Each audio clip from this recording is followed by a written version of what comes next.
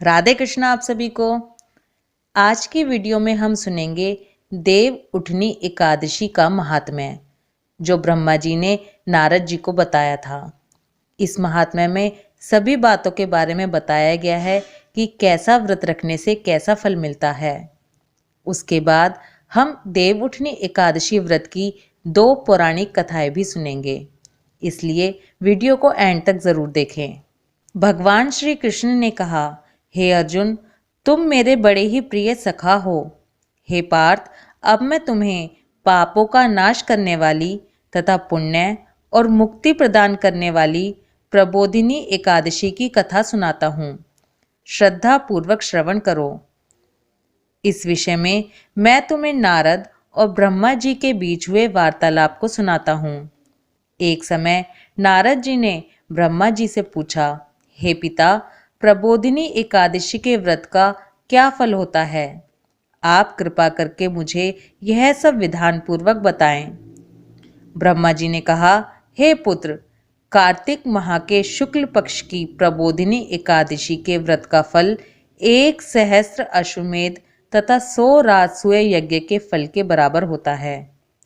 नारद जी ने कहा, हे हिता, एक संध्या को भोजन करने से, रात्रि में भोजन करने तथा पूरे दिन उपवास करने से क्या क्या फल मिलता है? कृपा कर सविस्तार समझाइए। ब्रह्मा जी ने कहा, हे नारद, एक संध्या को भोजन करने से 2 जन्म के तथा पूरे दिन उपवास करने से 7 जन्म के सभी पाप नष्ट हो जाते हैं। जिस वस्तु का त्रिलोक में मिलना दुष्कर है, वह वस्तु भी प्रबोधिनी एकादशी के व्रत से सहज ही प्राप्त हो जाती है। प्रबोधिनी एकादशी के व्रत के प्रभाव से बड़ा पाप भी क्षण मात्र में ही नष्ट हो जाता है। पूर्व जन्म के किए हुए अनेक बुरे कर्मों को प्रबोधिनी एकादशी का व्रत क्षण भर में नष्ट कर देता है। जो मनुष्य अपने स्वभाव अनुसार प्रबोधिनी एकादशी का विधान पूर्वक व्रत करते हैं, उन्हें पूर्ण फल प्राप्त होता है। हे पुत्र, जो मनुष्य श्रद्धा पूर्वक इस दिन किंचित मात्र पुण्य करते हैं, उनका वह पुण्य पर्वत के समान अटल हो जाता है। जो मनुष्य अपने हृदय के अंदर ही ऐसा ध्यान करते हैं कि प्रबोधिनी एकादशी का व्रत करूंगा, उनके 100 जन्मों के पाप नष्ट हो जाते हैं। जो मनुष्य प्रबोधिनी एकादशी को रात्रि जागरण करते हैं, उनकी बीती हुई तथा आने वाली 10 पीढ़ियां विष्णु लोक में जाकर निवास करती हैं और नरक में अनेक कष्टों को भोगते हुए उनके पितृ विष्णु लोक में जाकर सुख भोगते हैं। हे नारद, ब्रह्म हत्या आदि विकट पाप भी प्रबोधिनी एकादशी के दिन रात्रि को जागरण करने से नष्ट हो जाते हैं। प्रबोधिनी एकादशी को रात्रि को जागरण करने का फल अश्वमेध आदि यज्ञों के फल से भी ज्यादा होता है। सभी तीर्थों में जाने तथा गौ, स्वर्ण भूमि आदि के दान का फल प्रबोधिनी के रात्रि के जागरण के फल के बराबर होता है। हे पुत्र, इस संसार में उसी मनुष्य का जीवन सफल है जिसने प्रबोधिनी एकादशी के व्रत द्वारा अपने कुल को पवित्र किया है। संसार में जितने भी तीर्थ हैं तथा जितने भी तीर्थों की आशा की जा सकती है, वह प्रबोधिनी एकादशी का व्रत करने वाले के घर में रहते हैं। प्राणी को सभी कर्मों को त्यागते हुए भगवान श्री हरि की प्रसन्नता के लिए कार्तिक माह की प्रबोधिनी एकादशी का व्रत अवश्य करना चाहिए। जो मनुष्य इस एकादशी व्रत को करता है, वह धनवान, योगी, तपस्वी तथा इंद्रियों को जीतने वाला होता है, क्योंकि एकादशी भगवान विष्णु की अत्यंत प्रिय है। इसके व्रत के प्रभाव से मनुष्य जन्म मरण के चक्र से मुक्त हो जाता है।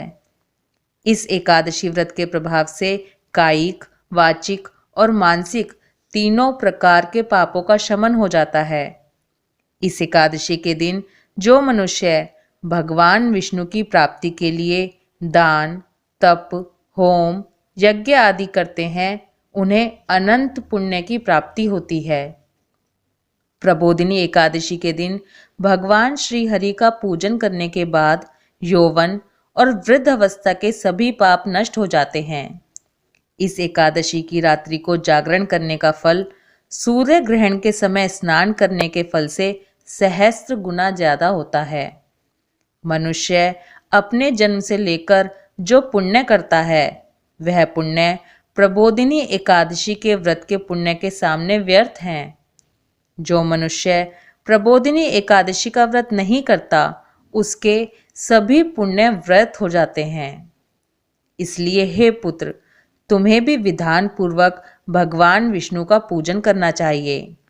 जो मनुष्य कार्तिक माह के धर्मपरायण होकर अन्य व्यक्तियों का अन्न नहीं खाते उन्हें चांद्रायण व्रत के फल की प्राप्ति होती है। कार्तिक माह में प्रभु दान आदि से उतने प्रसन्न नहीं होते जितने कि शास्त्रों की कथा सुनने से प्रसन्न हो जाते हैं। कार्तिक माह में जो मनुष्य प्रभु की कथा को थोड़ा बहुत पढ़ते या सुनते हैं उन्हें 100 गायों के दान के फल की प्राप्ति होती है। ब्रह्मा जी की बात सुनकर नारद जी बोले, हे पिता, अब आप एकादशी के व्रत का विधान कहिए और कैसा व्रत करने से किस पुण्य की प्राप्ति होती है, कृपा कर यह भी समझाइए। नारद जी की बात सुनकर ब्रह्मा जी बोले, हे पुत्र, इस एकादशी के दिन मनुष्य को ब्रह्म मुहूर्त में उठ जाना चाहिए और स्नान आदि से निवृत्त होकर व्रत का संकल्प करना चाहिए। उस समय भगवान विष्णु से प्रार्थना करनी चाहिए कि हे प्रभु, आज मैं निराहार रहूंगा और दूसरे दिन भोजन करूंगा, इसलिए आप मेरी रक्षा करें।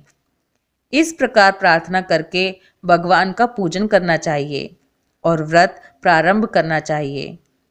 उस रात्रि को भगवान के समीप गायन, नृत्य, बाजे तथा कथा कीर्तन करते हुए रात्रि व्यतीत करनी चाहिए। प्रबोधिनी एकादशी के दिन कृपणता को त्याग कर बहुत से पुष्प, अगर, धूप आदि से भगवान की आराधना करनी चाहिए। शंख के जल से भगवान को अर्घ्य देना चाहिए। इसका फल तीर्थ दान आदि से करोड़ गुना अधिक होता है। जो मनुष्य अगस्त्य पुष्प से भगवान का पूजन करते हैं उनके सामने इंद्र भी हाथ जोड़ता है। कार्तिक माह में जो बिल्व पत्र से भगवान का पूजन करते हैं उन्हें अंत में मुक्ति मिलती है। कार्तिक माह में जो मनुष्य तुलसी जी से भगवान का पूजन करता है उसके 10,000 जन्मों के सभी पाप नष्ट हो जाते हैं। जो मनुष्य इस माह में श्री तुलसी जी के दर्शन करते हैं या स्पर्श करते हैं या उनका ध्यान करते हैं या कीर्तन करते हैं या रोपण करते हैं या सेवा करते हैं, वे 1000 कोटि युग तक भगवान विष्णु के लोक में वास करते हैं। जो मनुष्य तुलसी का पौधा लगाते हैं उनके कुल में जो पैदा होते हैं वे प्रलय के अंत तक विष्णु लोक में रहते हैं। जो मनुष्य भगवान का कदम्ब पुष्प से पूजन करते हैं वह यमराज के कष्टों को नहीं पाते। सभी कामनाओं को पूरा करने वाले भगवान विष्णु कदम्ब पुष्प को देखकर अत्यंत प्रसन्न होते हैं। यदि उनका कदम्ब पुष्प से पूजन किया जाए तो इससे उत्तम बात और कोई नहीं है।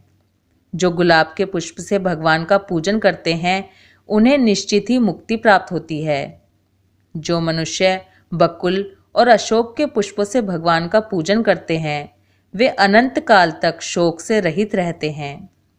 जो मनुष्य भगवान विष्णु का सफ़ेद और लाल कनेर के फूलों से पूजन करते हैं उन पर भगवान अत्यंत प्रसन्न होते हैं।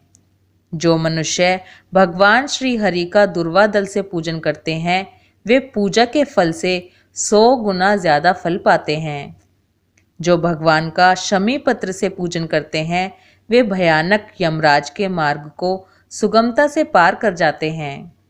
जो मनुष्य चंपक पुष्प से भगवान विष्णु का पूजन करते हैं वे जीवन मृत्यु के चक्र से मुक्त हो जाते हैं। जो मनुष्य स्वर्ण का बना हुआ केतकी पुष्प भगवान को अर्पित करते हैं उनके करोड़ों जन्म के पाप नष्ट हो जाते हैं। जो मनुष्य पीले और रक्त वर्ण कमल के सुगंधित पुष्पों से भगवान का पूजन करते हैं उन्हें श्वेत दीप में स्थान मिलता है। इस प्रकार रात्रि में भगवान का पूजन करके प्रातःकाल शुद्ध जल की नदी में स्नान करना चाहिए।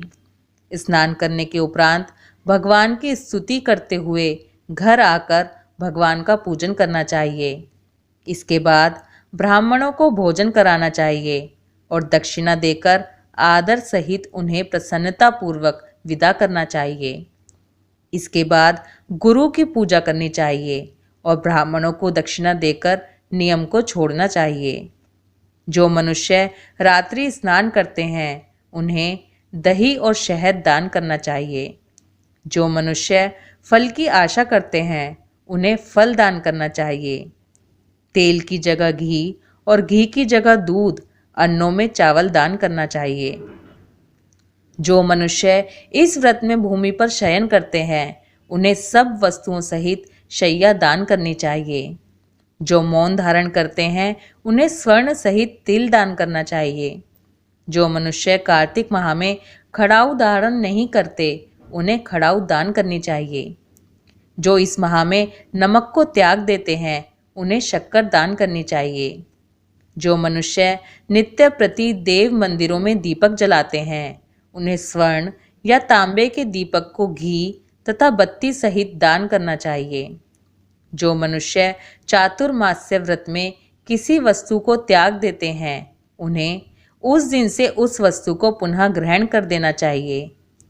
जो मनुष्य प्रबोधिनी एकादशी के दिन विधान पूर्वक व्रत करते हैं उन्हें अनंत सुख की प्राप्ति होती है और अंत में स्वर्ग को जाते हैं।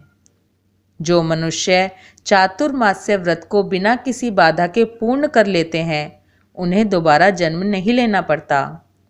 जिस मनुष्यों का व्रत खंडित हो जाता है उन्हें दोबारा प्रारंभ कर लेना चाहिए। जो मनुष्य इस एकादशी के महात्म्य को सुनते व पढ़ते हैं उन्हें अश्वमेध यज्ञ के फल की प्राप्ति होती है।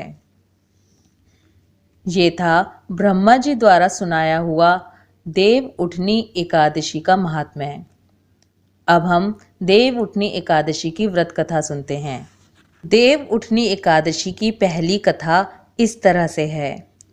एक बार भगवान विष्णु से लक्ष्मी जी ने आग्रह के भाव में कहा, हे भगवान, आप दिन रात जागते हैं लेकिन एक बार सोते हैं तो फिर लाखों करोड़ों वर्षों के लिए सो जाते हैं तथा उस समय समस्त चराचर का नाश भी कर डालते हैं। इसलिए आप नियम से विश्राम किया कीजिए। आपके ऐसा करने से मुझे भी कुछ समय आराम मिलेगा। लक्ष्मी जी की बात भगवान को उचित लगी। उन्होंने कहा कि तुम ठीक कहती हो। मेरे जागने से सभी देवों और खासकर तुम्हें कष्ट होता है। तुम्हें मेरी सेवा से वक्त नहीं मिलता। इसलिए आज से मैं हर वर्ष 4 मास वर्षा ऋतु में शयन किया करूँगा। मेरी यह निद्रा अल्प निद्रा और प्रलयकालीन महानिद्रा कहलाएगी। यह मेरी अल्प निद्रा मेरे भक्तों के लिए परम मंगलकारी रहेगी।